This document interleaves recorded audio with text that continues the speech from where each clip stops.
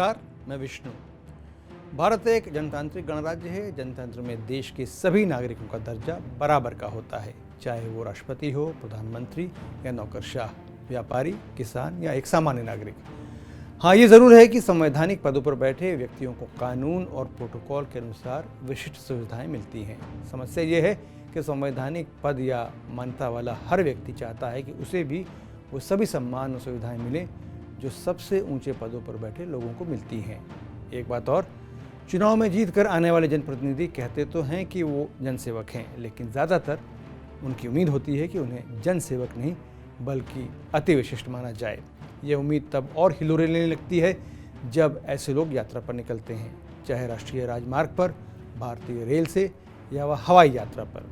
इन सभी परिस्थितियों में इन्हें वीआईपी ट्रीटमेंट की उम्मीद रहती है, और अगर ऐसा न हो तो कई जनसेवक कुछ भी कर गुजरने पर आमादा हो जाते हैं।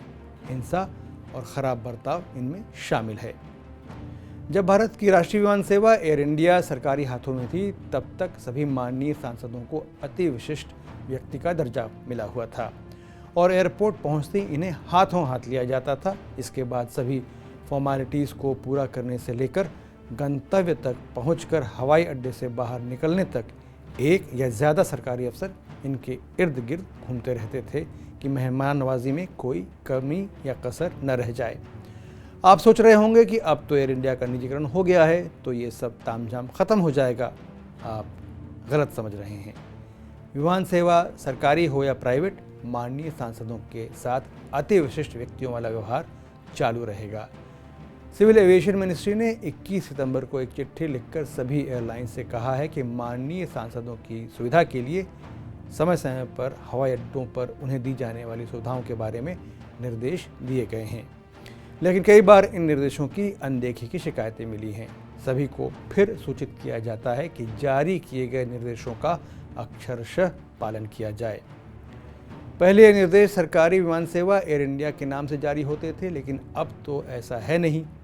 तो पहले भी सभी एयरलाइंस को सांसदों पर खास ध्यान देना पड़ता था और यह सिलसिला अभी भी जारी रहेगा। तो खास ध्यान देने की परिभाषा है क्या? माननीय सांसदों की टिकट की बुकिंग का कंफर्मेशन तुरंत होना चाहिए। अगर फ्लाइट पूरी बुक है तो किसी की टिकट कैंसिल होने पर पहली प्रायोरिटी सांसद को मिलनी चाहिए।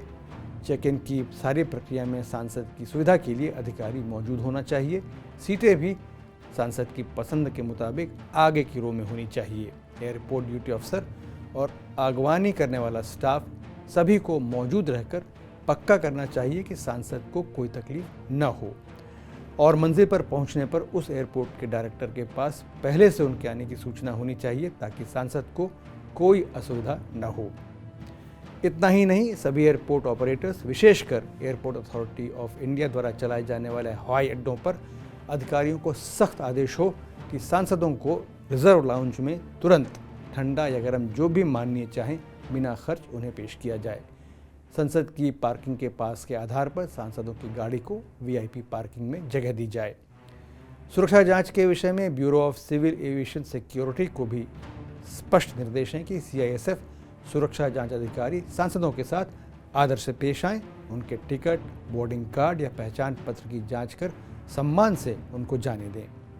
वास्तव में होता यह है कि सांसदों में जो जाने पहचाने चेहरे होते हैं उन्हें तो किसी तरह की परेशानी शायद ही कभी होती होगी, क्योंकि उन्हें देखकर ही सारा प्रोटोकॉल सिलसिलेवार लागू हो जाता है। परेशानी तब होती है जब कोई ऐसा सांसद आ जाता है जिसका चेहरा सभी को मालूम न हो। ऐसे सांसद कई बार अपने साथ होने वाले बर्ताव से नाराज़ हो जाते हैं। कई बार ये नाराज़गी शालीनता की सीमा लांघ जाती है। 23 मार्च 2017 को शिवसेना के सांसद रविंद्र गायकवाड़ ने हवाई जहाज़ में एयर इंडिया के कैबिन क्रू के एक सीनियर अफसर पर हाथ उठाया और चप्पलों से पीटा। सांसद की शिकायत थी कि यह अफसर उनसे बदतमीजी कर रहा था, जबकि एयर इंडिया के क्रू मेंबर ने कहा कि जहाज़ में मनचाही सीट न मिल पाने पर सांसद महोदय नाराज़ हो गए थे। बात इतनी बढ़ गई कि भारत की सभी एयरलाइंस ने उन्हें नो फ्लाई लिस्ट में डाल दिया।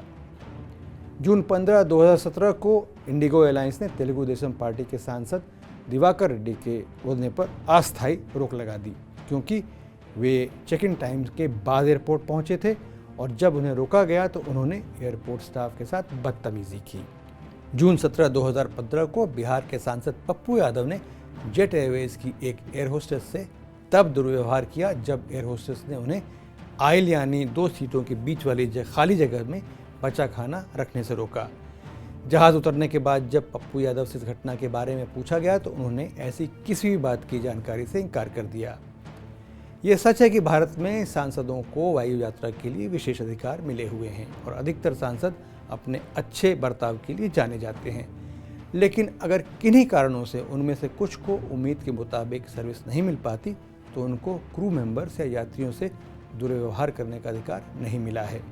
उन्हें याद रखना चाहिए कि सांसद से पहले वे देश के आम नागरिक ही हैं और उन्होंने जन सेवा की शपथ ली है, न कि जन अवहेलना की। सोच समझकर मैं आज यहीं तक। अगर आपको ये वीडियो अच्छा लगा हो तो इसे लाइक, शेयर और सब्सक्राइब करें और देश दुनिया की सभी खबरों और उनके सटीक विश्लेषण के लिए TV9 डिजिटल से जुड़े रहें। विष्णु शंकर को अब अनुमति दीजिए। नमस्कार।